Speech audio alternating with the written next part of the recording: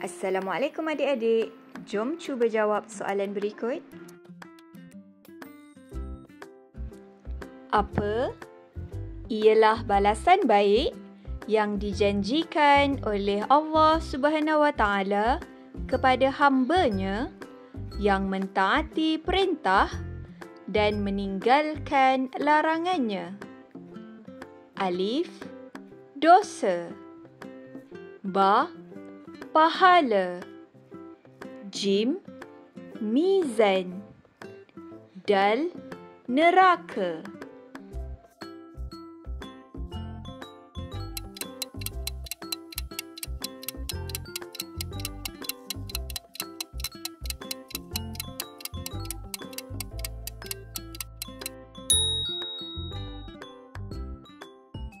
Letakkan jawapan adik-adik di ruangan komen.